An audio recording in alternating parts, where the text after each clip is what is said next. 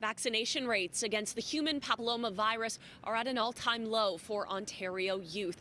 So this HPV Awareness Week, the Federation of Medical Women of Canada is calling on the province to address the lagging school-based immunization program, a lag that Dr. Vivian Brown warns puts thousands at risk of HPV-related cancers. Our numbers were around 60% before COVID. And then because schools were closed, particularly in Ontario, and because public health was very busy with COVID, the numbers dropped to 5.2% and finally dropped to 0.8%. And since 2021, the overall vaccination rate of students coming out of high school is about 36%. The World Health Organization says an HPV vaccination rate of more than 90% is needed by 2030, together with effective screening and treatment to eliminate cervical cancer in the next century. But it's not just cervical cancer that's a concern. So HPV that becomes persistent, where you can't clear the virus, can lead to 6 different kinds of cancers in men and women.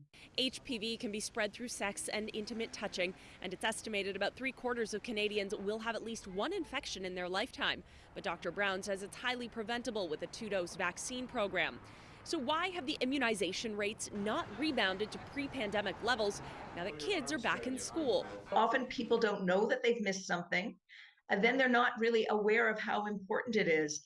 That's why one of the top action items the task force wants to see from the Ministries of Education and Health is better communication about the HPV vaccine, so everyone understands that preventing cancer among Ontarians is a core value. Sometimes with government changes, priorities change, but a core value as to what is essential should stand the test of time and should be there no matter which government is in place. The group is also calling on the province to immediately work towards implementing a unified provincial vaccine registry available to all healthcare providers, parents, and individuals. Now, the Ministry of Health did implement some changes last year following the HPV Task Force's 2022 recommendations, including extending eligibility from the grade 7 HPV vaccine up to grade 12.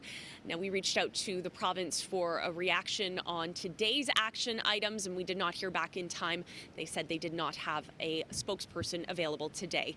Michelle Mackey, City News.